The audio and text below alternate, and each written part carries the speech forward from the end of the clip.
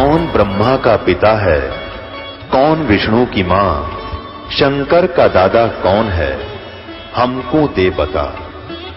ये जानने के लिए कृपया सुनिए। जगत गुरु तत्वदर्शी संत रामपाल जी महाराज के अमृत वचन सर्व पवित्र धर्मों के पवित्र शास्त्रों के आधार पर। दर्शकों, हर मनुष्य कामना करता है कि जो भक्ति वो कर रहे हैं उससे उन्हें शारीरिक, मानसिक और आध्यात्मिक लाभ मिले, उनकी तमन्नाएं पूरी हों। पर विभिन्न गुरुओं पंथों के चलते उन्हें सच्चे परमात्मा के मार्ग का ज्ञान नहीं हो पाता और इन लाभों को प्राप्त करने से वंचित रह जाते हैं। लेकिन आज हम आपको जिस श्रद्धालु का अनुभव सुनाने जा रहे हैं, उन्होंने सच्चे गुरु की शरण प्राप्त कर अपनी अधूरी तमन्ना को पूरा होता देखा है और सर्व लाभ प्राप्त किए हैं। ये हैं कुरुक्षेत्र, हरियाणा की महक जी। इनकी माताजी ने राधा स्वामी पंथ में अपना काफी लंबा अरसा बिताया है और खूब सेवा की, पर अंत में बीमारियों, दुखों के अलावा कुछ हाथ नहीं लगा। आर्थिक तंगी थी और घर में सभी किसी न किसी बीमारी से ग्रस्त रहते थे। इसी कहर की लहर के चलते इनके पिताजी की भेंट होती है संत रामपाल जी महाराज जी के शिष्य से। आध्यात्मिक गूढ़ रहस्यों की जानकारी होने के बाद महक जी परिवार सहित संत रामपाल जी महाराज जी के सतलोक आश्रम जाती हैं, जहां का प्यार भरा मनमोहक वातावरण देख ये प्रभावित होकर नाम दीक्षा ग्रहण करती हैं। उसके पश्चात तो मानो महक जी की जिंदगी में नया उजियाला छा गया। सच्ची भक्ति से इनकी अधूरी संतान प्राप्ति की तमन्ना पूर्ण हुई और अनेकों अद्वितीय चमत्कार हुए। अब आप स्वयं सुनिए महक जी के जीवन परिवर्तन की सच्चाई, उनकी आप बताई। नमस्कार जी। नमस्कार सर जी। क्या नाम है बहन जी आपका? महक दासी। बहन जी आप कहाँ के रहने वाली हैं? गांव झांसा, डिस्ट्रिक्ट कुरुक्षेत्र, तहसील पेवा की रहने वाली हूँ। बहन जी संत रामपाल जी महाराज से नाम दीक्षा आपने कब ली? मैंने 18 सितंबर 2013 में नाम दीक्षा ली संत रामपाल जी महाराज से। बहन जी संत रामपाल जी महाराज से नाम दीक्षा लेने से पहले क्या आप कोई भक्ति साधना भी करती थी? हाँ जी, हम राधा स्वामी पंथ से जुड़े हुए थे। मेरे मम्मी पापा 30 साल से राधा स्वामी पंथ से जुड़े हुए थे। तो मेरी मम्मी 15 साल से पाठी की सेवा कर रही थी। वहाँ पे उन्हें जितनी सेवा वो वहाँ करके आती थी, घर आके उतना ही घर में कलेश, पैसों की इतनी तंगी थी, बहुत परेशान थे। घर में इतनी लड़ाई झगड़ा, पैसे एक एक पैसे के लिए रोते थे। 10 रुपये की अहमियत भी हमें पता चलती थी कि 10 रुपये क्या होते हैं। इतने हम दुखी हो चुके थे इस पंथ में जुड़ के। पर हम किसी को ये नहीं कह सकते थे कि हम इतने परेशान हैं या कुछ, हम किसी को ये नहीं बता सकते थे। हमने देवी देवताओं की पूजा करी। मेरे पापा का एक्सीडेंट हुआ, ट्रेन एक्सीडेंट हुआ, मेरे पापा का टांग कट गई उनकी। फिर भी लोग ये कहते थे कोई नहीं, पर बचा लिया इनको, बाबा जी ने बचा लिया। हम पर इतने दुखी थे, इतना घर में कलेश, हम बिल्कुल बेरोजगार ही हो गए थे। मेरे पापा घर बैठ गए थे, चंडीगढ़ एडमिट रहे इतना टाइम। फिर उनकी जब टांग ठीक हुई तो फिर उसके बाद वो उनकी बॉडी की सारी नसें ब्लॉक हो गई थी। वो बेड पे बिल्कुल हो गए थे, बाथरूम सब कुछ बीच में ही होने लग गया था। इतने परेशान थे, रोटी खानी उनको उठा के बिठा के फिर उनको खाना खुना खिलाना पड़ता था। बहुत ज़्यादा दुखी हो चुके थे हम। फिर हम मेरे पापा, जैसे ही मेरे पापा का एक्सीडेंट हुआ था, हमारी शॉप थी, स्वीट हाउस था, तो हमारा काम बिल्कुल ठप हो गया। हलवाई भी छोड़ के चला गया। बहुत ज़्यादा काम, 10 रुपये की सेल भी नहीं रह गई थी हमारी दुकान पे। घर से ही लेके खा रहे थे जो भी खाना था। तो मेरा भाई जॉब करता था, वो अप डाउन करता था, करनाल जाना, कहीं भी जाना। तो हमने सोचा वो दुकान सेल कर देते हैं तो हम कुरुक्षेत्र में घर ले लेंगे। तो हमने वो दुकान सेल करके हमने कुरुक्षेत्र में घर लिया। बहन जी तो फिर आप संत रामपाल जी महाराज की शरण में कैसे आए? हम संत रामपाल जी महाराज की शरण में यूँ आए, जब हम शिफ्ट हुए थे जिस दिन, मेरे पापा काम तो करते नहीं थे, वो घर ही बैठे रहते थे। तो जैसे ही गली में वो बैठ जाते थे। जैसे ही हम शिफ्ट हुए थे, तीसरे दिन ही मेरे पापा बाहर बैठे थे, तो वो आगे भगत जी, उन्होंने बताया कि ऐसे ऐसे राधा स्वामी पंथ ये है वो है। गलत बताने लगे कि वो वहाँ ज्ञान सही नहीं है, भक्ति सही नहीं है, काल के नाम दिए जाते हैं, वो भक्ति बिल्कुल गलत है, आप बिल्कुल काल के मुंह में जाओगे, आप सही भक्ति नहीं कर रहे, संत रामपाल जी महाराज की शरण में आओ। तो मेरी मम्मी, जब मेरे पापा ने आके घर बताया कि ऐसे ऐसे एक बंदा आया है कि ऐसे ऐसे गुरुजी बाबा जी के बारे में गलत बोल रहा है, तो मेरी मम्मी ने कहा उस बंदे को घर नहीं बढ़ने देना, वो घर नहीं आना चाहिए वो बंदा। मैंने उस बंदे को देखना भी नहीं है कि वो घर गुरुजी हमारे बाबा जी की निंदा करता है। वो रोज़ आता, रोज़ मेरे पापा को समझा के जाता। पुस्तक दी उसने, मेरे पापा पुस्तक पढ़ते थे। 3 महीने तक वो फिर मेरी मम्मी कहने लगी एक बार चलो उसको लेके आओ, कहता क्या है। वो बताता था कि आपकी सारी तंगी, आर्थिक तंगी ठीक हो जाएगी, आपको सारे सुख मिलेंगे, कोई तंगी नहीं रहेगी, शारीरिक सुख, आर्थिक सुख, मानसिक सब प्रकार के आपको सुख मिलेंगे संत रामपाल जी महाराज की शरण में आने से। तो जैसे ही वो फिर मेरी मम्मी ने कहा उनको एक बार घर लेके आना। जब वो भगत जी हमारे घर आए तो हमें ज्ञान समझाते रहे। 3 महीने वो भगत जी हमको ज्ञान समझाते रहे कि ऐसे ऐसे परमात्मा आए हैं, ये भक्ति है। संत रामपाल जी महाराज ये भक्ति शास्त्र अनुसार भक्ति कराते हैं कि ये सही भक्ति क्या है, वेदों में क्या लिखा है, कुरान में क्या लिखा है, शास्त्रों में क्या लिखा है, तो बाइबल में, ग्रंथ साहिब में क्या लिखा हुआ है कि परमात्मा कौन है। राधा स्वामी पंथ में हमें यही बताया जाता था कि परमात्मा निराकार है, बूंद सागर में जाके समा जाती है, उनका सिर्फ प्रकाश है, वहाँ पे कोई परमात्मा नहीं है। तो फिर वो ऐसे ऐसे बता के हमें जाते थे। अचानक ऐसे हुआ, जैसे मेरी मम्मी को कहा, फिर मेरी मम्मी पापा मान गए नाम लेने के लिए कि हम नाम ले लेते हैं। तो भगत जी को घर बुलाया कि ऐसे ऐसे नाम लेना। गुड़िया रोई जा रही है कि उसने नाम लेना है, उसके मन में पता नहीं क्या हो रहा है कि मैंने नाम लेके आना है। जब हम अगले दिन संत रामपाल जी महाराज की शरण में जब हम गए, तो जब हम आश्रम में गए, इतना अच्छा माहौल वहाँ पे, सारे कह रहे थे भगत जी करके, इतने प्यार से आदर से बुला रहे थे। वहाँ निःशुल्क नाम दीक्षा मिली हमें, खाना पीना सब कुछ निःशुल्क था और देसी घी का भंडारा होता था वहाँ पे। वहाँ ऐसा माहौल हमें कहीं भी देखने को नहीं मिला। संत रामपाल जी महाराज की जब शरण में गए हम, तो जब हम लाइन में, जब दर्शनों की लाइन में लगे, तो हमें संत रामपाल जी महाराज ने जब दर्शन दिए, सिर पे हाथ रखा। जब मेरी मम्मी के सिर पे हाथ रखा तो मेरी मम्मी के सिर पे ऐसी चक्की, मम्मी कहती ऐसी चक्की घूमी कि इतना सिर से जैसे पता नहीं टनों वजन मेरा सिर से हल्का कर दिया परमात्मा ने। मेरी मम्मी ने कहा कि गुरुजी हम संत रामपाल जी महाराज, जब हम राधा स्वामी पंथ से जुड़े थे 30 साल से, तो संत रामपाल जी महाराज ने कहा बेटा तुम काल के जाल से बच के आए, परमात्मा ने तुम्हें निकाल लिया वहाँ से। हम ऐसे संत रामपाल जी महाराज की शरण में आए। बहन जी, संत रामपाल जी महाराज से नाम दीक्षा लेने के बाद क्या आपको कोई लाभ भी प्राप्त हुए? हाँ जी सर, संत रामपाल जी महाराज की शरण में आने से पहला लाभ तो मुझे ये हुआ, मैंने कोई गुरु नहीं बनाया था। प्रथम गुरु मेरे संत रामपाल जी महाराज थे और आखिरी गुरु भी संत रामपाल जी महाराज ही हैं, क्योंकि इन्होंने मुझे गुरु के बारे में कुछ नहीं पता था कि गुरु होता क्या है, ये गुरु क्यों बनाते हैं। गुरु होता है वो हमें इतने सुख दे सकता है, हमें मोक्ष करा सकता है। मेरे को सतलोक के बारे में कुछ नहीं पता था, ये स्वर्ग क्या होता है, सतलोक नरक, कुछ नहीं, मेरे को इस बारे में कोई जानकारी नहीं थी। मेरे को संत रामपाल जी महाराज की शरण में आने से ही सारी जानकारी मिली है कि ये मोक्ष क्या होता है, ये नाम क्या होते हैं, ये काल के नाम है, ये नाम कैसे होते हैं, इनसे क्या सुख मिलता है, क्या नहीं मिलता। ये हमें संत रामपाल जी महाराज की शरण में आने से मेरे को मिला। सबसे पहला लाभ तो मुझे यही मिला। संत रामपाल जी महाराज की शरण में आने के बाद मेरी मम्मी की थायराइड की प्रॉब्लम ठीक हो गई थी। मेरी मम्मी थायराइड की गोली खाती थी, 8-10 साल से मेरी मम्मी थायराइड की गोली खा रही थी। वो संत रामपाल जी महाराज ने नाम लेने से वो मेरी मम्मी की दवाई बंद होगी, अब वो ठीक है। थायराइड की प्रॉब्लम उन्हें उसके बाद कोई प्रॉब्लम नहीं आई। तीसरा लाभ मुझे ये मिला, मेरी शादी के बाद मेरे पास बेबी नहीं था, मेरे को डेट की प्रॉब्लम थी। तो मैंने उस दिन मैं बहुत परेशान थी, मैं दवाइयाँ कर करके थक गई थी।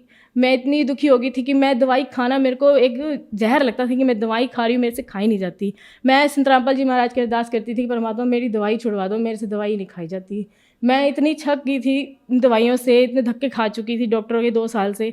तो फिर मैंने उम्मीद छोड़ दी कि मैंने दवाई नहीं खानी, जो करना संत रामपाल जी महाराज ही करेंगे, अपने तो डॉक्टर ही वही हैं। तो जब एक दिन हमारे घर भगत जी आ गए, सुरेश भगत जी इस्माइलाबाद के हैं, तो वो आया अचानक। संत रामपाल जी महाराज ने जैसे हमारे लिए ही भेजा था। तो जैसे ही वो घर आए तो उनसे बात करी मेरी सास ने कि ऐसे से बेबी नहीं हो रहा, ऐसी सी दिक्कत है। तो उन्होंने ना प्रार्थना करवाई गुरुजी से। तो गुरुजी ने ये जवाब दिया कि जो 60 साल की औरत को बच्चा दे सकता है जो परमात्मा, वो उस बच्ची को भी देगा। संत रामपाल जी महाराज ने ये जवाब दिया और आप यकीन नहीं करोगे कि मैं 15 दिन बाद मेरी रिपोर्ट पॉजिटिव आई और 9 महीने बाद मेरे पास बेबी हो गया था और मेरी जो डेट की प्रॉब्लम थी वो भी दिक्कत ठीक हो गई थी। चौथा लाभ मुझे ये मिला कि मेरे ससुर जी हैं, जब हमारा रिश्ता हुआ था, जिस दिन जाना था मेरी मम्मी और ने देखने के लिए, तो उस दिन काम चल रहा था वुडन का मेरे ससुराल में। तो वुडन का काम चल रहा था, वो सामान सारा समेट रहे थे।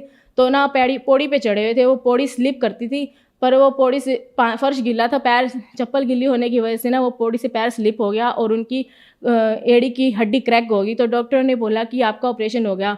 वो पहले उनको अम्बाला ले गए, वहाँ मेहंदी रहता डॉक्टर, उन्होंने कहा आपका ऑपरेशन किया जाएगा। 1-2 और डॉक्टर को भी अम्बाला में दिखाया, फिर चंडीगढ़ भी लेके गए 1-2 बार, पर वहाँ पे कोई इनको राहत नहीं मिली। उन्होंने कहा कि आपका ऑपरेशन ही होएगा। तो पर पापा के मन में प्रेरणा है कि एक बार आपका प्रार्थना करवा लेते हैं। उस टाइम गुरुजी आश्रम में थे, तो गुरुजी ने आशीर्वाद दिया कि बेटा आप ऑपरेशन करवा लोगे तब भी ठीक हो जाओगे, नहीं करवाओगे तो भी ठीक हो जाओगे। जैसे ही प्रार्थना का जवाब आया था तो थोड़ी देर बाद मेरी सास ने कहा कि ऐसा करो आप एक बार चल के तो देखो, 1-2 कदम चल के तो देखो। जब गुरुजी ने संत रामपाल जी महाराज ने कहा है कि आपका आराम आ जाएगा, ऑपरेशन के बिना ही आराम आ जाएगा, तो फिर आप चल के देखो। जैसे ही मेरे पापा चलने लगे, 2-4 कदम रखे, उनको दर्द कुछ नहीं महसूस हुआ और वो सही चलने लगे। और उसके बाद आज 5 साल हो गए हैं मेरी शादी को, अब तक ठीक है, उनको कोई दिक्कत नहीं आई है। नहीं तो डॉक्टर ने ऑपरेशन बोल दिया था, वो भी ऑपरेशन में रिस्क बोला था कि आप ठीक हो सकते हो कि नहीं हो सकते हो, कोई गारंटी नहीं है इस चीज़ की। और छठा लाभ मुझे ये हुआ था कि मेरे पास ससुर जी ने ना शॉप सेल करी थी हमारी रिलेशन में ही। तो हमारे ना पैसे उसने दिए नहीं, 2.5 साल हो गए थे, 8 लाख रुपए थे, हमारी पैसे नहीं मिल रहे थे। हमने कितनी बार उसको बोला, पापा बहुत दुखी होते थे, परेशान होते थे, रकम छोटी नहीं थी, परेशानी बहुत ज़्यादा हो रही थी कि कैसे मिलेंगे हमें पैसे। हम उसको इतना बोलते थे, वो कहता मेरे पास अभी नहीं है, प्रॉपर्टी बहुत मंदी हो रही है, मैं नहीं दे सकता अभी। तो वो कहता था ये शॉप ले लो। तो फिर मेरे पापा कहते थे नहीं हम नहीं लेते ये वाली शॉप। तो हमारी दुकान के सामने थी, जो दुकान हमारी है उसके सामने ही शॉप थी। तो फिर वो पापा प्रार्थना करवा लेते हैं गुरु जी को, परमात्मा तो सारे काम संवार देते हैं। तो मेरे पापा ससुर जी बोले, कहते करवा ले प्रार्थना। फिर मैंने एक दिन प्रार्थना करा ली, उनको बताए बिना ही मैंने प्रार्थना करवा ली। तो गुरु जी ने बोला था कि कोई बात नहीं, परमात्मा दिया करेंगे। सेवा भी जमा करा दी। फिर 1-2 महीने बाद ही परमात्मा ने हमें वो दुकान ही दिलवा दी। हमें थोड़े पैसे और डालने पड़े, हमारे पैसे परमात्मा ने वापस दिलवा दिए। और वो पैसे हमें पता ही नहीं चला कहाँ से आए। हमने गाड़ी भी ली नवी, तो गाड़ी के लिए भी हमने लोन करवाया, उस दुकान के लिए भी लोन करवाया था। वो लोन बंदा खुद चल के हमें लोन के कागज़ देने आया। हम नहीं तो खुद लोन करवाना हो तो बैंक हमें खुद जाना पड़ता है। वो उसके मन में परमात्मा ने पता नहीं संत रामपाल जी महाराज ने क्या प्रेरणा करी, वो बंदा चल के खुद हमारी दुकान पे वो हमें पेपर पकड़ाने आया। तो एक और लाभ ये है कि मेरे पित्ते में पथरी थी, जो डॉक्टर ने मुझे कह दिया था, जितने भी डॉक्टर थे मेरे को यही कहते, जिनके पास गई मैं, उन्होंने मेरे को ये बताया कि आपके पित्ते में पथरी है, आपका ऑपरेशन ही होगा, गॉल ब्लैडर निकाल दिया जाएगा, तो इसका और कोई इलाज नहीं है। और उसके बाद कोई खाने में इतनी दिक्कत, सब कुछ इतनी दिक्कत, इतनी मैं ये सोच के घबराती थी कि क्या बनेगा मेरा, मैं कुछ भी खाऊंगी मेरे को दिक्कत रहेगी। क्योंकि मेरी रिलेशन में कई ऐसे हैं तो जिन्होंने ऑपरेशन करवाया और वो बहुत दुखी हैं, तो मैं बहुत दुखी होती थी। मेरी डिलीवरी भी ऑपरेशन से हुई थी, मेरे को बहुत परेशानी थी कि मैं अब नहीं ऑपरेशन करवाना चाहती, जो करेंगे गुरुजी ठीक करेंगे। मैंने गुरुजी को प्रार्थना कराई, गुरुजी ने कहा कि परमात्मा भक्ति करो, अपने परमात्मा दया करेंगे।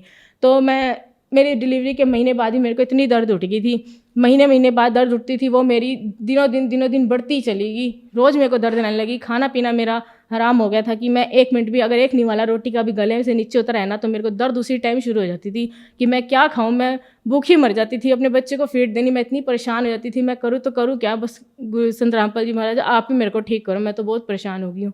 तो जैसी मेरी दर्द इतनी बढ़ गई, 2-3 दिन तो मेरे से कुछ नहीं खाया गया। हम डॉक्टर पास गए इंजेक्शन लगवाने दर्द का, तो उन्होंने कहा कि आप ना वहाँ कुरुक्षेत्र दिखा लो, डॉक्टर को, अग्रवाल डॉक्टर है वहाँ पे दिखाओ। उन्होंने कहा, फिर उनसे राय ली, उन्होंने कहा स्टंट डलेगा आपका, तो स्टंट डलने के बाद आपको पित्ता निकाला जाएगा। क्योंकि मेरी जो गॉल ब्लैडर की पथरी थी वो नली में फंस गई थी और इसकी वजह से जॉन्डिस हो गया था। जॉन्डिस की वजह से मेरी हालत ज़्यादा ख़राब हो गई थी, दर्द इतनी रह रही थी, वो सूज गई थी। 4.2 mm की नली थी और पथरी फंसने की वजह से 9.4 mm की हो गई थी नली, तो उसकी वजह से इतनी दर्द होती थी। उसी वजह से ही मेरे से खाया पिया नहीं मुझसे जाता था। जब हम डॉक्टर पास गए, डॉक्टर ने कहा कि आप पंचकुला जाओ, वहाँ पे स्टंट डलेगा, स्टंट डलने के बाद आपका ऑपरेशन किया जाएगा। तो फिर हम वहाँ गए, वहाँ पे हम स्टंट डलवा के आए। स्टंट डलवाने के बाद मेरी दर्द तब भी ख़त्म नहीं हुई। वो नली में से पथरी जरूर निकल गई पर मेरी दर्द नहीं गई, स्वेलिंग जो थी उसकी वजह से मेरी दर्द नहीं गई। तो जब हम आए, एडमिट रही 4 दिन मैं अग्रवाल हॉस्पिटल में, बहुत ज़्यादा परेशान होगी मैं। डॉक्टर ना आगे टालते गए कि आपकी डेट आगे रख देंगे, आप हफ्ते बाद आ जाना। उन्होंने कहा ऑपरेशन कर देते, मैं कहा नहीं, मैंने ऑपरेशन नहीं कराना, मेरा मन इतना था मैं ऑपरेशन नहीं कराऊंगी, जो करेंगे गुरुजी ठीक करेंगे, मैं दर्द सहन कर लूँगी पर मैं ऑपरेशन नहीं करवाऊंगी, मैंने नहीं अपना ऑपरेशन करवाना दोबारा। तो फिर मेरे फादर इन लॉ ने, पता नहीं परमात्मा ने क्या प्रेरणा करी कि जैसे जिस दिन हमने फिर स्टंट निकलवाना था, लास्ट दिन था स्टंट निकलवाने का, आखिरी डेट आई थी, तो मेरी सास के मन में प्रेरणा है कि चल एक बार अल्ट्रासाउंड करवा लेते हैं, क्या रिपोर्ट आएगी। तो उन्हें फिर वहाँ जब गए हम कुरुक्षेत्र अल्ट्रासाउंड करवाने, तो मेरी गोल ब्लैडर में स्टोन एक भी नहीं था और मेरा गोल ब्लैडर बिल्कुल क्लियर था। मैं इतनी खुश हुई, परमात्मा के दंडवत प्रणाम किया संत रामपाल जी महाराज के आगे कि संत रामपाल जी महाराज आपने बहुत दया की। मैं इतना रोई संत रामपाल जी महाराज के आगे, परमात्मा ने मेरे ऊपर बहुत दया करी। जब हम आए घर तो अगले दिन हमने वहाँ जाना था पंचकुला जब हम गए तो वहाँ पे डॉक्टर को रिपोर्ट दिखाई, डॉक्टर तो हैरान हो गए कि पित्ते की पथरी निकल गई है और बिना ऑपरेशन के निकल गई है। तो हमने कहा हम संत रामपाल जी महाराज की शरण में जुड़े हुए हैं, उन्होंने ही हमारी पथरी निकाली है, नहीं तो हमने तो ऑपरेशन ही करवाना था। फिर हम स्टंट निकलवा के घर आए, उसके बाद मैं बिल्कुल ठीक हूँ, मेरे को कोई दिक्कत नहीं है। मैंने अल्ट्रासाउंड भी करवाया था, मेरी रिपोर्ट बिल्कुल नॉर्मल आई है, कोई दिक्कत नहीं है संत रामपाल जी महाराज की। जैसे ये परमात्मा संत रामपाल जी महाराज ने मुझे सुख दिए। सर ये मेरी रिपोर्ट है, गॉल ब्लैडर में मल्टीपल कैलकुली, तो थोड़ी छोटी छोटी पथरियाँ थी गॉल ब्लैडर में, भरा हुआ था गॉल ब्लैडर मेरा पथरी से।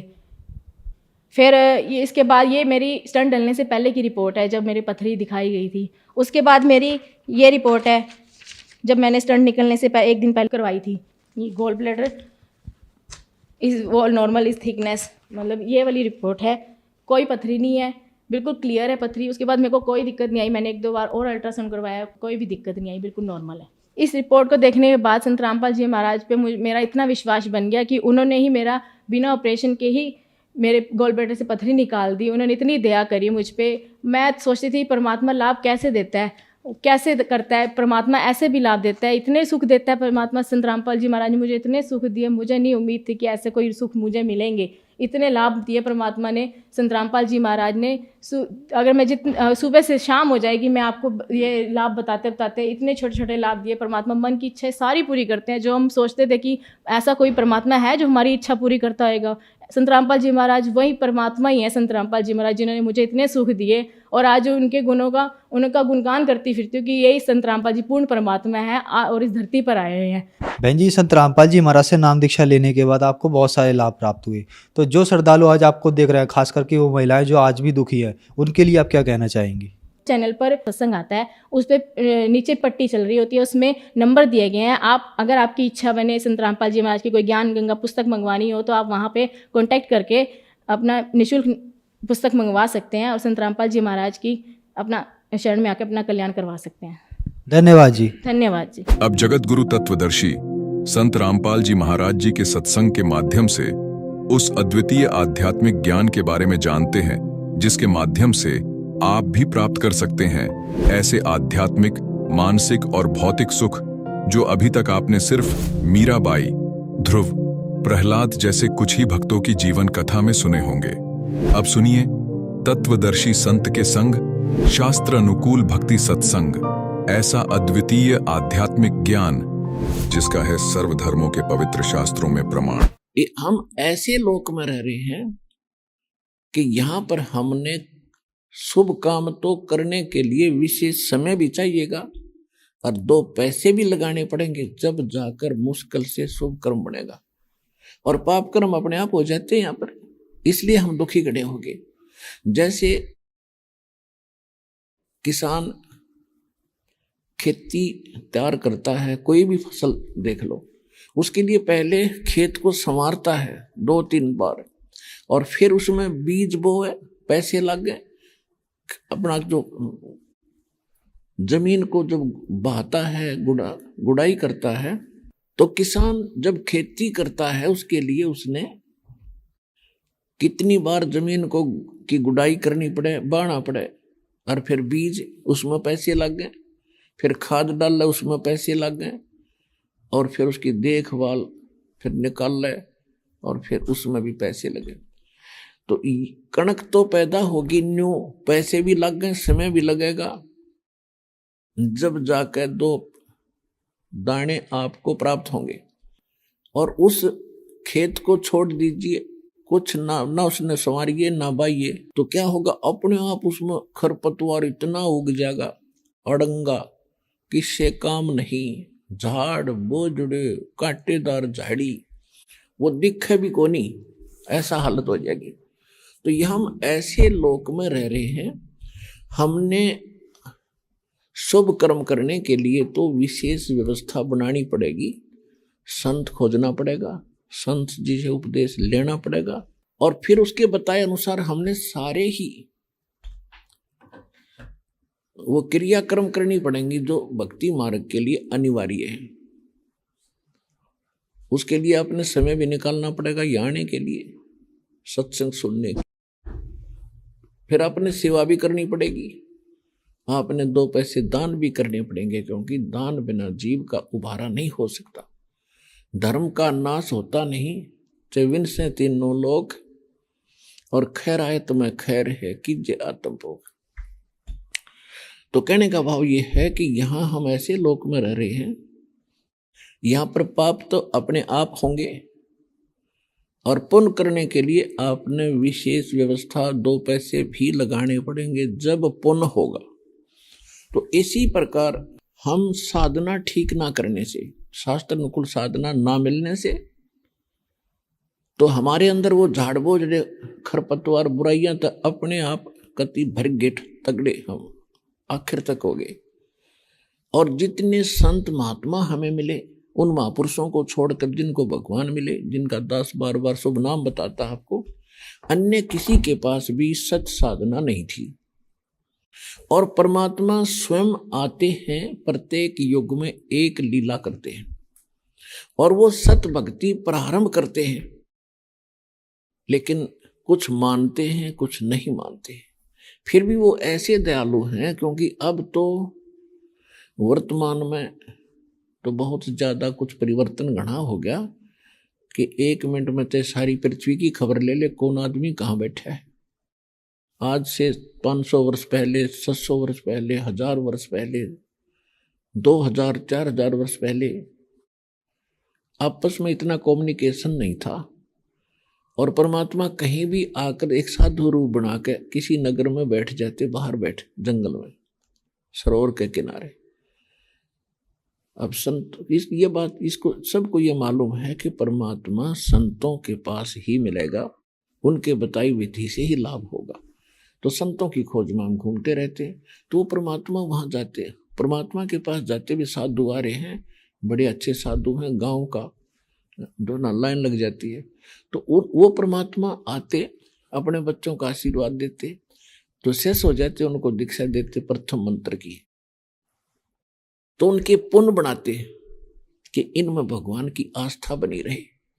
और दूसरा जो पिछले पुण्य हमारे होते हैं, उनका प्रतिफल भी जब हम विशेष दुखी होते हैं और परमात्मा की तरफ करते हैं, तो वो परमात्मा हमें वही आकर के लाभ देता है। भले ही हम किसी इष्ट की पूजा करते हैं या किसी गुरु, कोई गुरु भी बना रखा है नकली, तो वो परमात्मा आस्था बनाए रखने के लिए उसी इष्ट के रूप में, कभी उसी गुरु के रूप में आपको दर्शन देकर और आपका कुछ बचाव कर जाते थे, करते रहे, जिस कारण से आज तक भगवान में आस्था बनी रही। और युग काल ये चाहता है कि सारी गलत साधना करें, इनके कर्म जहां फूटे और ये भक्ति से दूर हो जा, नास्तिक हो जा, फिर न कोई भक्ति पर लावणिया से भगवान आ जाए इनका तो भी ना लगे।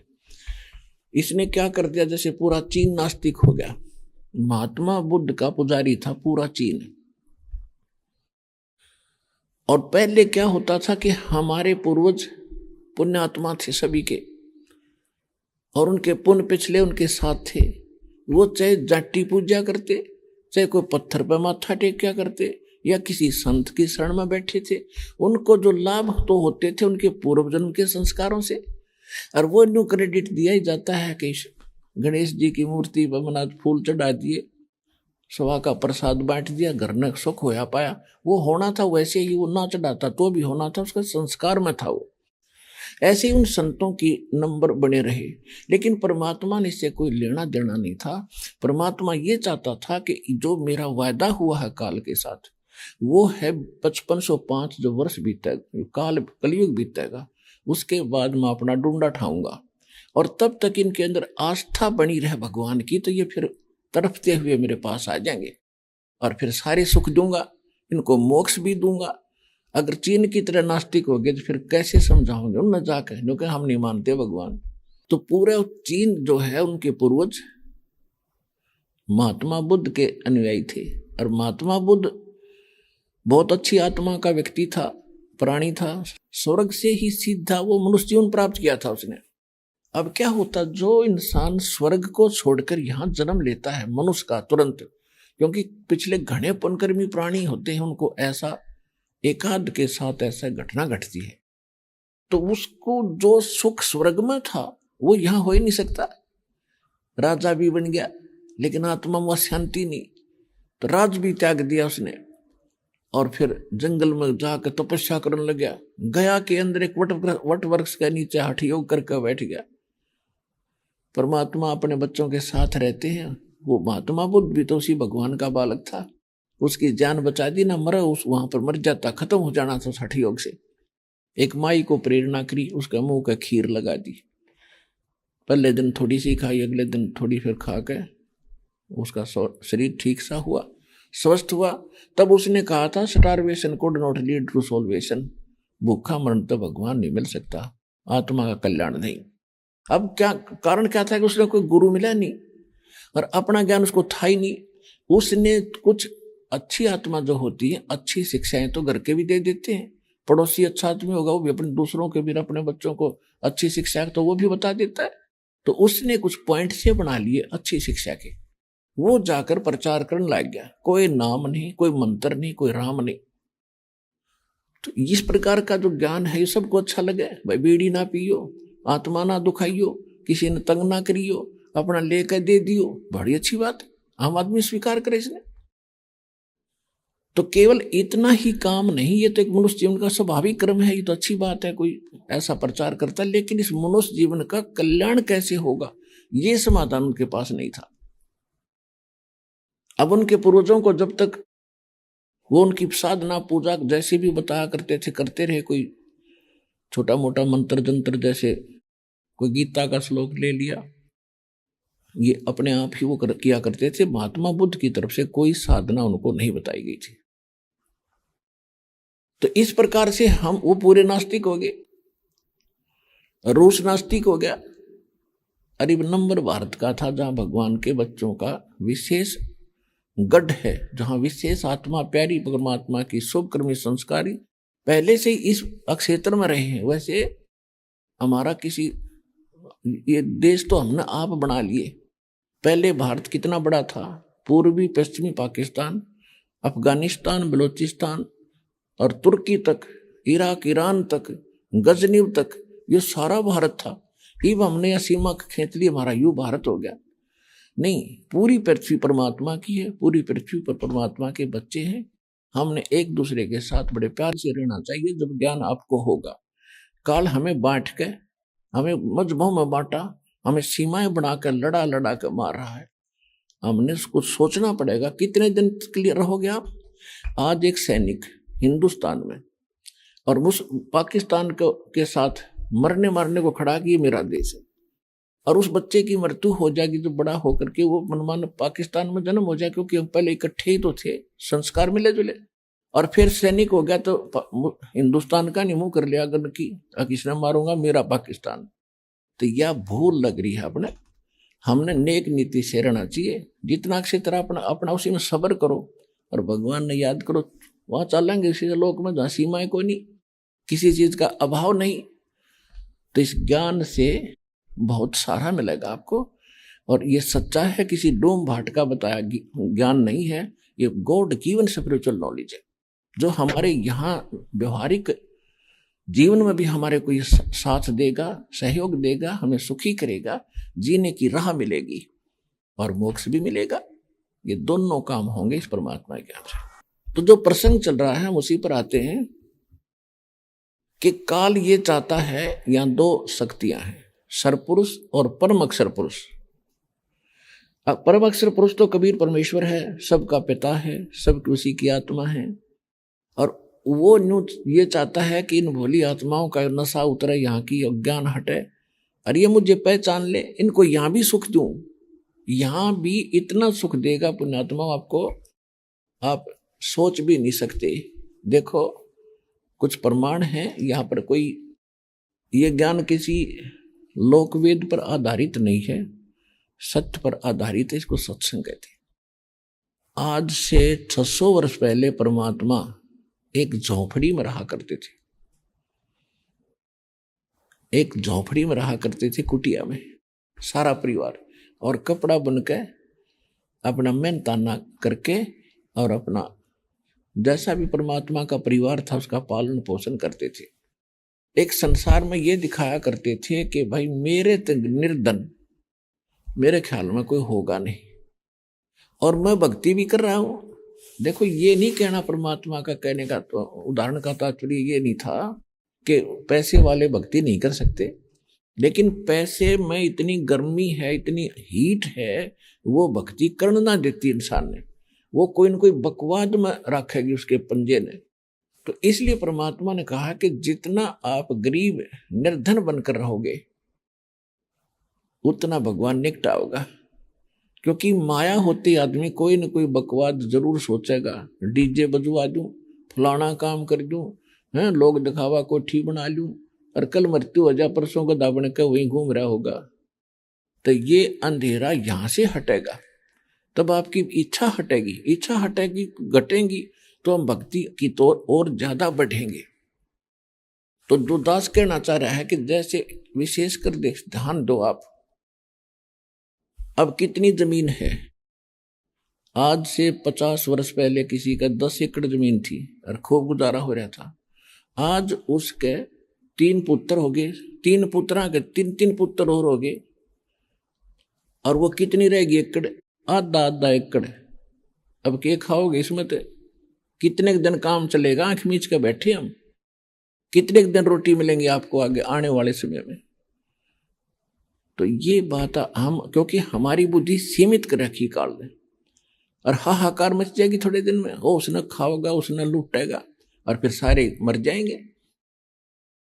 तो कहने का भाव ये पुण्यात्माओं, यहां अब कैसे बनेगी यह बात, जब हम परमात्मा की शरण में आएंगे पूरा विश्व, और हमारा उद्देश्य केवल यहां टाइम पास करना रह जाएगा। जैसे प्लेटफॉर्म पर आदमी बैठ जाता है टिकट लेके, सारा कुछ, या जहाज एयरपोर्ट पर चला गया, तो वो केवल इंतजार करता है वह गाड़ी के ड्राइवर में बैठूं और चला अपने लोग अपने गंतव्य स्थान पर।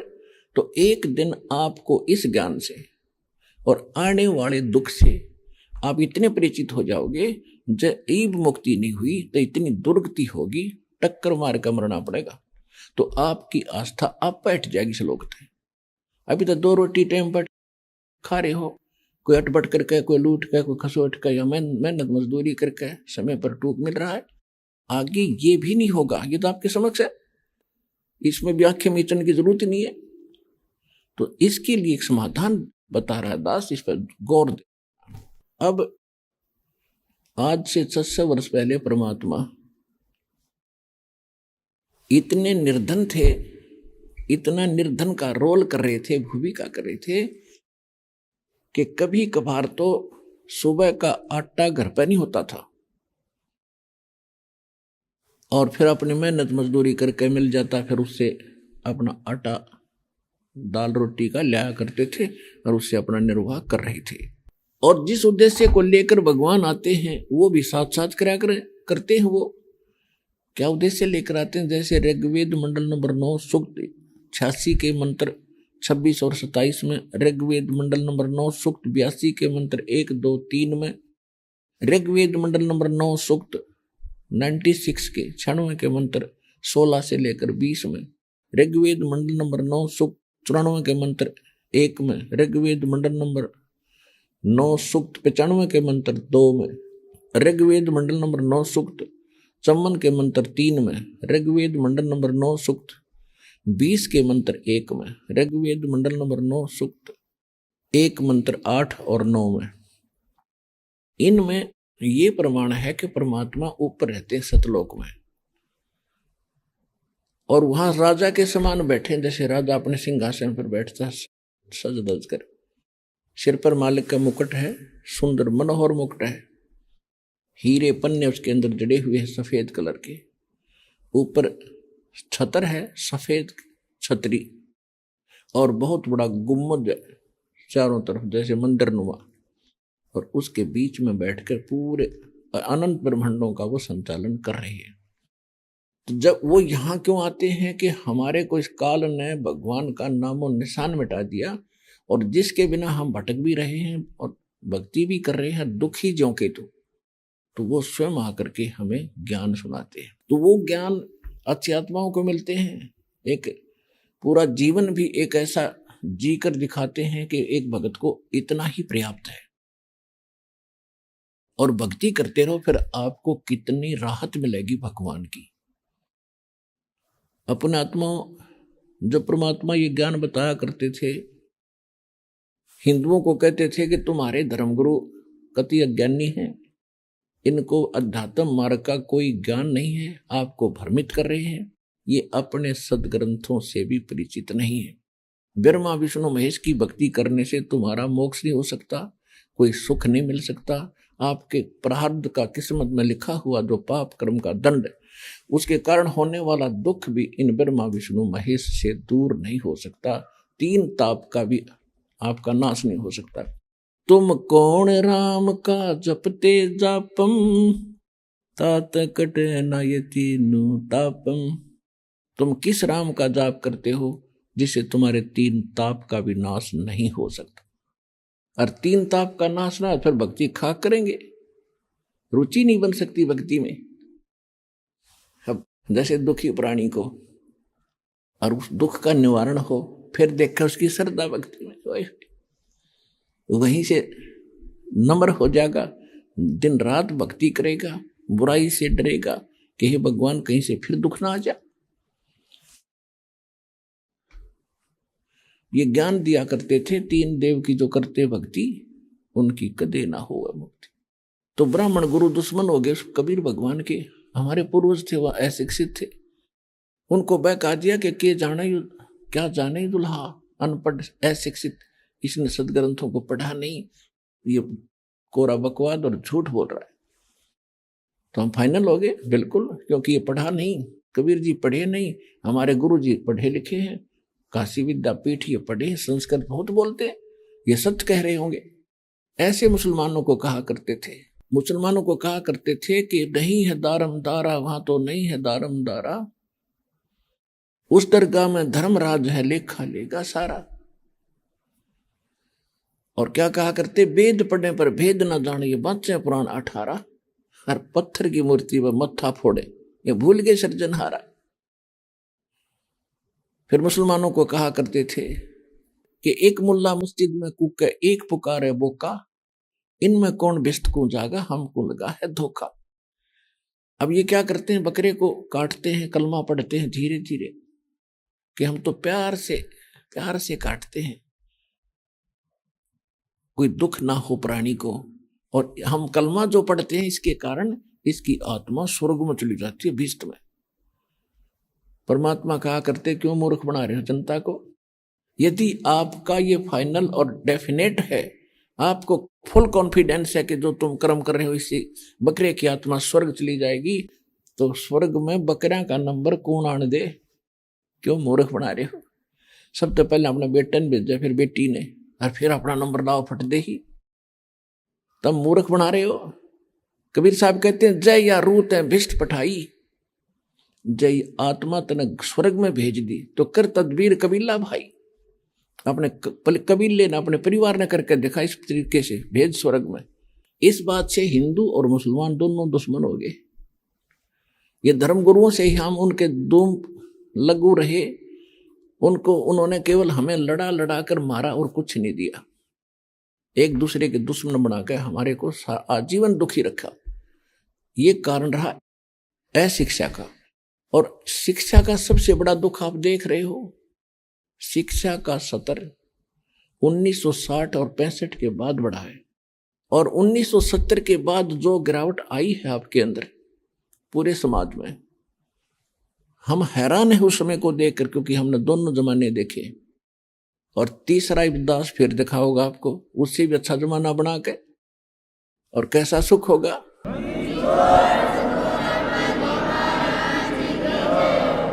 तो ये गिरावट काल ने इसलिए लानी थी कि भक्ति का टाइम आ लिया। 5505 1997 में हो गए। 1997 के बाद ही काल ने जुल्म कर रखा है, और परमात्मा ने भी मेहर बख्श रखी है। कितने बढ़िया इंस्ट्रूमेंट इसके बाद बनवाए हैं। ना कोई मोबाइल था उससे पहले, ना कोई से प्रोजेक्टर, टेलीविजन, ये आध्यात्मिक चैनल थे। ये किसके लिए? अपने बच्चों को घर बैठे ज्ञान बतावांगे, और काल के हथियार काल के सर पर मारांगे, अब काल ने क्या दिया, वैसे परमात्मा की दया है, उसी ने इंस्ट्रूमेंट बनवाए हैं, इसने इसको दुरुपयोग करवा रखा है। बच्चे फिल्म देखे, इसमें से बूंदी बूंदी सारे सब उपलब्धि कर दी इस बकवादों की, सब बिगड़न लग रहे हैं, सारी तरह की बकवाद कर करके। अब इन काम सदुपयोग करेंगे, सदुपयोग, इनमें भगवान की चर्चा चलेगी, भगवान की रील चलेगी, भगवान की कथा देखा करेंगे, और कोई बकवाद इसमें चलेगी नहीं। कुछ दिन के बाद देख लेना पुण्यात्मा, एक परमात्मा का नाम और राम की कथा या भगवान की कथा ऐसी है जिससे आत्मा कभी नहीं उबेगी, इसकी इतनी भूख है इसको। और ये फिल्म आप 2 बार देख लो, तीसरे ने करना और कोई नहीं देखेंगे ठाट ले नहीं ने। एक फिल्म में है, एक आर्टिफिशियल काम है, उसने 100 बदल ले तो वो थोड़े से दिन में अपने आप छक लेगा ये बकवाद करके इंसान। और फिर ऐसे इनके बुराइयां, क्योंकि अब खान पान आप देख रहे हो, 10-10, 20-20 वर्ष के बालक, 50 साल के बुढ़ा, 60 साल के बुढ़ों जैसे इनकी स्थिति होती जा रही है। तो अब क्या होगा कि परमात्मा की दया होगी, आपका मनोबल बढ़ेगा, हमारी परंपरा कम होंगी, जो हम खर्चा करते हैं ब्याह शादी और इन बकवादों पर, ये कति खत्म होंगे। हम डर के कदम रखेंगे, ना किसी से लेंगे ना किसी को देंगे, ये हमारा फिर ऋण बन जाता है। आपको सुनाया दास ने कि जैसे ये सुखदेव ऋषि गर्भ से निकलते ही उठकर चल पड़ा।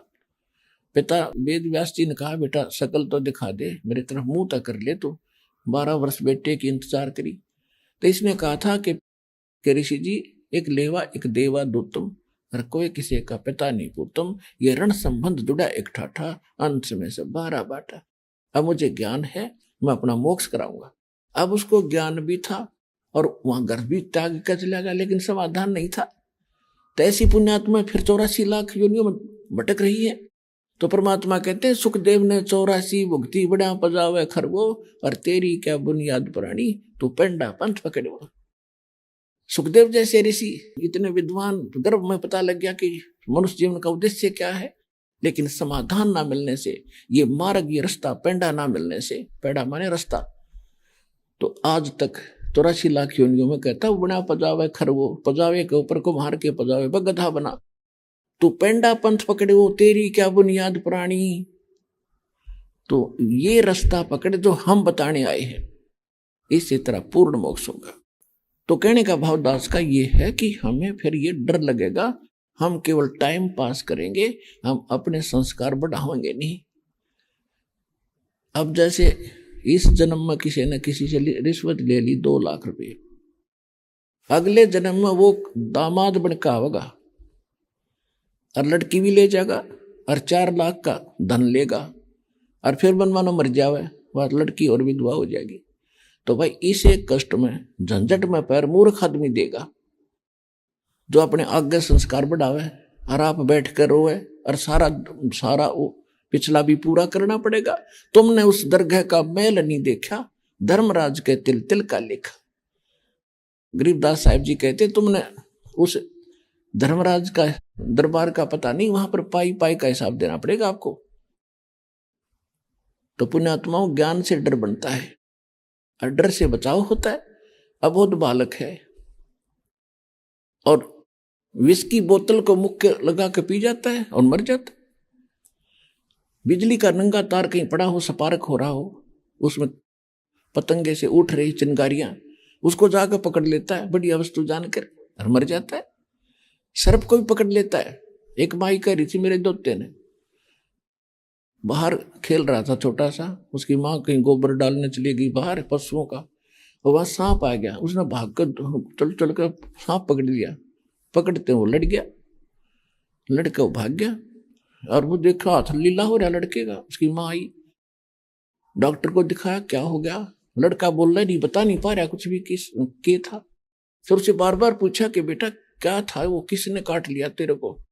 कि भैंस की पूंछड़ के साथ था, काला काला। जब पता चला सांप लड़ गया इसके, और तू क्या कर रहा था? कि मैं उसको पकड़ने लग गया था, पकड़ लिया था मैंने। और जब वो बच्चा बड़ा होगा, से पता लगेगा सांप है, इससे दूर हो, और ने भी बचाओगा कि देख सांप है, दूर आ जा। और कहीं स्पार्क हो रहा होगा, बिजली का तार होगा, ज्ञान होने के बाद वही बच्चा दूसरों को बचाएगा, आप भी उससे दूर भागेगा। तो अभी तक हम ये वो भैंस के ऐसी दूम कैसा पकड़ने लग रहे थे, ना कोई काम बुरा करते अचके थे, कोई रिश्वत ले रहा है, कोई मिलावट कर रहा है, क्या के लिए? कोठी बनाने के लिए। अरे कोठी फिर कहाँ रहेगी? सिर पर धर कर ले जाएगा इसको। मृत्यु के बाद कुत्ता बनकर कोठी के चारों तरफ घूम रहा होगा। तो पुण्यात्मो, इस ज्ञान को आपने समझना पड़ेगा, और इसके बगैर आपका कल्याण नहीं। आपने सीमित होना पड़ेगा, सिकुड़ना पड़ेगा। पूरी पृथ्वी पे का राजा था, आज बिल खोद कर चूहा बनकर रह रहे। बता, चाट ले यहाँ के सुख ने। झूठे सुख को सुख कहे, ये मान रहा मनमोद, यो सकल चबीना काल का, कुछ मुख में कुछ गोद। अब जो प्रसंग चल रहा है उस पर आते हैं कि अपने भगवान परमात्मा हमारे लिए यहाँ भटक रहे, और ये परमात्मा ने निर्धारित समय धर रखा है। अब पुण्यात्मा, परमात्मा कसर नहीं छोड़ेगा जो उसने वचन कह रखा है। परमात्मा ने बोल रखा है कि कलयुग, चौथा युग जब कलयुग आई, तब हम अपना अंश पठाई। काल फंद छूटे नरलोई, सकल सृष्टि परवानिक हुई। घर घर देखो बोध विचारा, सतनाम सब ठोर उचारा। कलयुग बीते 5505, तब यो मेरा वचन होगा साचा। और कलयुग बीत जावे जब एता, सकल प्राणी, पूरी पृथ्वी के प्राणी और परम पुरुष पद चेता। क्या कहा भगवान ने कि चौथा युग जब कलयुग आएगा, मैं अपना दास भेजूंगा। और फिर क्या करेगा कि काल फंद छूटे नरलोई। काल ने जो हमारा बांध रखा, बकवादों में हमें लगा रखा है, ये फंद यानी कर्मों के संस्कारों से हम जकड़े बैठे हैं, ये सब का छूटेगा, नर नारी सब का। और सकल सृष्टि, पूरा विश्व परवानिक माने दीक्षित होगा। घर घर देखो बोध विचारा, घर घर परमात्मा के ज्ञान की चर्चा होया करेगी। और सतनाम सब ठोर उचारा, सतनाम का जाप सब जगह होया करेगा। और कहते हैं कलयुग बीते 5505, तब ये वचन मेरा होगा साचा। उससे पहले तो जो सूक्ष्म वेद में मैंने लिख दिया है, मैंने बोल दिया, तूने लिख दिया धर्मदास, किसी का जच्चा को ना। लेकिन जब वो समय आओगा, अपने आप सबको विश्वास होता चला जाएगा कि सचमुच मालिक ने सही कहा था। आज हो रहा है। कलयुग बीत जावे जब एता, सकल प्राणी परम पुरुष पद चेता। परम पुरुष, सत्य पुरुष, सतलोक, उस परम पद के जानकार हो जाएंगे। कौन से के? गीता अध्याय नंबर 15 के श्लोक नंबर 4 में जिसके विषय में कहा है कि अर्जुन, जब तत्वदर्शी संत मिल जा, तत्व ज्ञान रूपी शस्त्र से इस अज्ञान को काट के उसके पश्चात परमेश्वर के उस परम पद की खोज करनी चाहिए। जा जाने के बाद साधक फिर लौट कर नहीं आते, उनका पूर्ण मोक्ष होता है। अपने विषय में कहता है दूसरे अध्याय के 12वें श्लोक में, चौथे अध्याय के 5 और 9 श्लोक में, 10वें अध्याय के दूसरे श्लोक में कि अर्जुन तेरे और मेरे बहुत जन्म हो चुके हैं, तो नहीं जानता, मैं जानता। इससे सिद्ध है कि गीता ज्ञान दाता की जो उपासना करते हैं वो भी जन्म मृत्यु में रहेंगे। अभी आपने सुने जगत गुरु तत्वदर्शी संत रामपाल जी महाराज के मंगलमय सत्संग प्रवचन। आइए अब सुनते हैं उन भक्तों के अनुभव जिन्होंने संत रामपाल जी महाराज के प्रमाणित ज्ञान से प्रभावित होकर नाम दीक्षा लेकर अनेकों लाभ प्राप्त किए। नमस्कार दर्शकों, आज के समाज में बुराइयां और परेशानियां इतनी गहराई तक जड़ें जमा चुकी हैं कि हर व्यक्ति किसी न किसी रूप में इनसे जूझ रहा है। चाहे वह नशे की लत हो, बीमारियां हों या पारिवारिक समस्याएं, हर कोई समाधान की तलाश में है।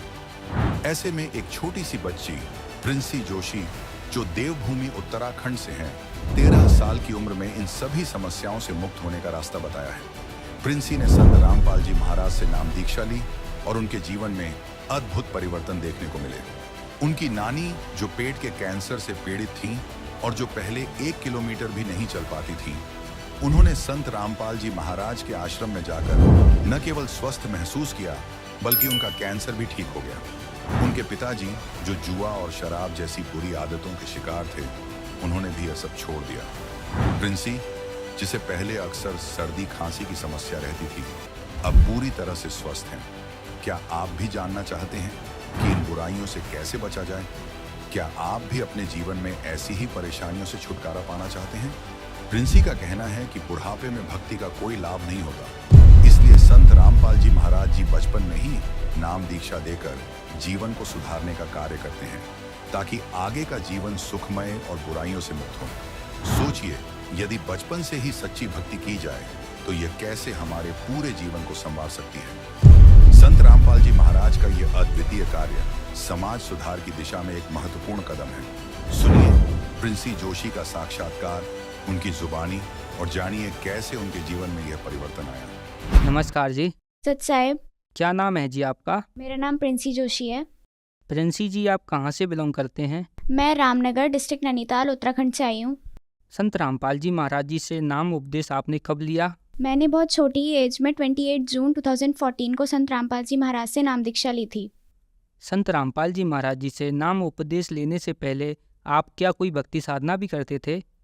जी, मैं और मेरे जो पेरेंट्स थे वो पहले जितने भी हिंदू धर्म में प्रचलित देवी देवताओं की साधना है वो सभी देवी देवताओं की साधना किया करते थे। मेरी नानी शिव जी को इष्ट मानती थी और वो लोग शिव धाम के पुजारी भी रह चुके थे, और बाकी जितने भी सभी देवी देवताओं की भक्ति प्रचलित है वो सभी हम किया करते थे। प्रिंसी जी, संत रामपाल जी महाराज की शरण में आप कैसे आए? सर, 2010 में जब मेरे पापा टीवी चैनल देख रहे थे तो बदलते बदलते साधना चैनल आ गया और उसमें लाइन्स आ रही थी, कौन ब्रह्मा का पिता है, कौन विष्णु की माँ, शंकर का दादा कौन है, हमको दे पता। तो इन लाइन्स को सुन के मेरे पापा को एकदम शौक जैसा लगा कि ऐसा तो हमने कभी सुना ही नहीं है, हम तो ऐसा सुनते हुए आ रहे हैं कि जो ब्रह्मा विष्णु महेश है वो अजरो अमर है, उनके कोई माता पिता नहीं होते। तो उन्होंने इस चीज़ को देख के संत रामपाल जी महाराज का सत्संग सुना और उसके बाद कुछ टाइम तक सत्संग सुनने के बाद जब उन्हें ज्ञान समझ में आ गया, उसके बाद उन्होंने संत रामपाल जी महाराज से नाम दीक्षा ली। जब मेरे पापा ने ज्ञान को समझा तो उसके बाद जब पहले मेरी मम्मी और मेरे पापा ने नाम दीक्षा ली, उसके कुछ समय बाद उन्होंने मुझे भी संत रामपाल जी महाराज से नाम दीक्षा दिला दी थी। प्रिंसी जी, संत रामपाल जी महाराज जी से नाम उपदेश लेने के बाद आपको क्या लाभ मिले? जी, संत रामपाल जी महाराज से नाम दीक्षा लेने के बाद हमें कई सारे लाभ मिले। पहला तो हमें आध्यात्मिक लाभ मिला, जो सत्य साधना होती है शास्त्र विधि के अनुसार, जिसको करने के बाद जो बर्थ एंड डेथ का जो साइकिल है उससे छुटकारा पा सकते हैं और सतलोक जा सकते हैं, वो हमें प्राप्त हुआ। और संत रामपाल जी महाराज से नाम दीक्षा लेने के बाद हमें सतलोक जाने का मार्ग मिला।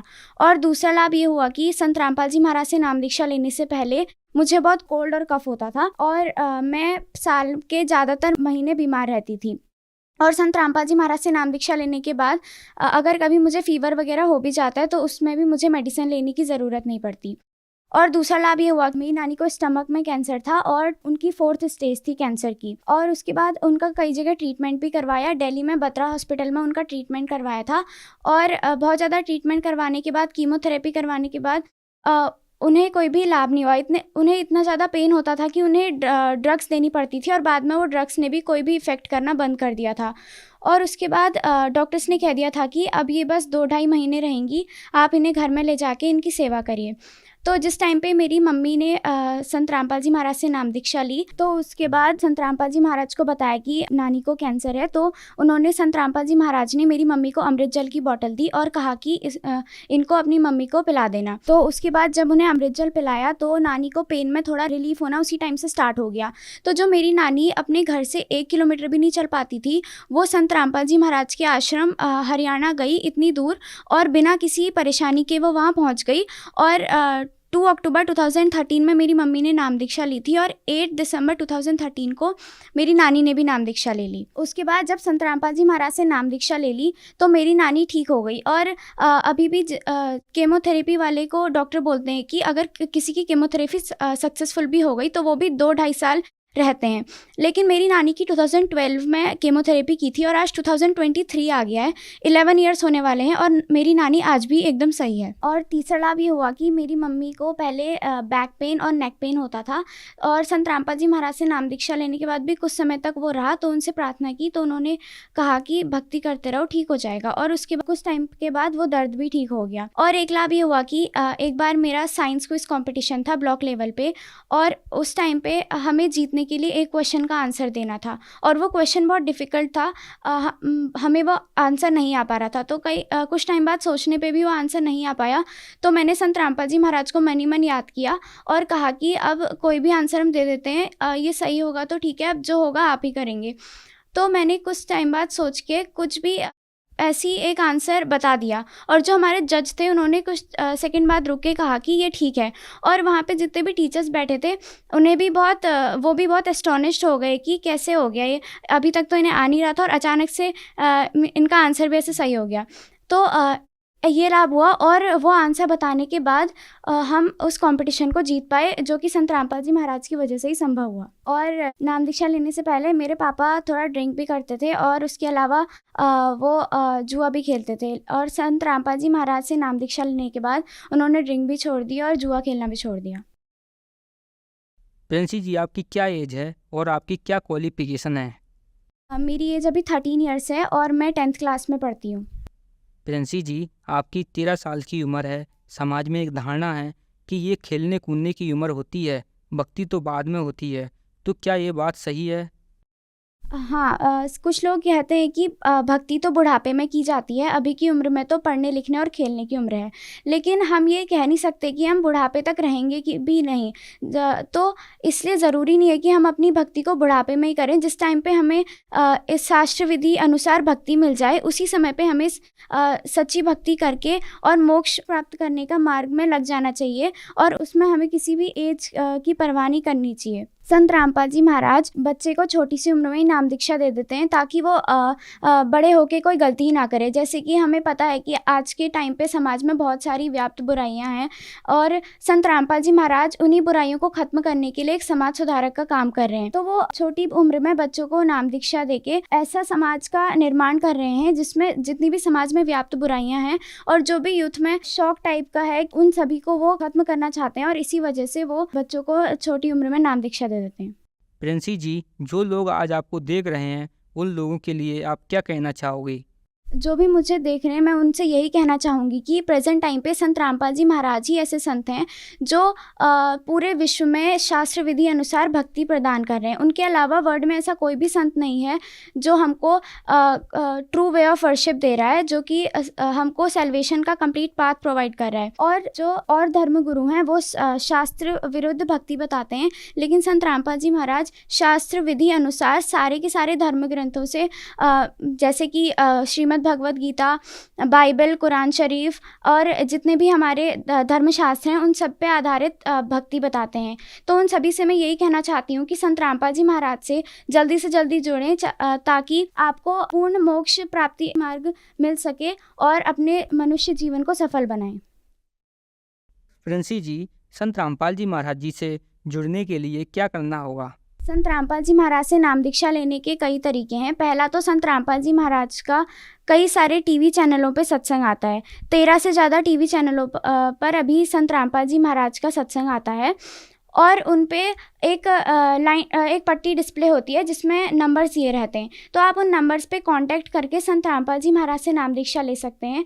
और कई सोशल मीडिया प्लेटफॉर्म पर भी संत रामपाल जी महाराज द्वारा दी गई भक्ति बताई जाती है, तो उसमें भी आप उन नंबर्स पे भी कांटेक्ट करके संत रामपाल जी महाराज से नाम दीक्षा ले सकते हैं।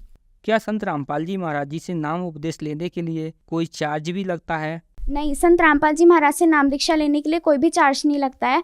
आप फ्री में निःशुल्क संत रामपाल जी महाराज से नाम दीक्षा ले सकते हैं। धन्यवाद जी। सत साहिब।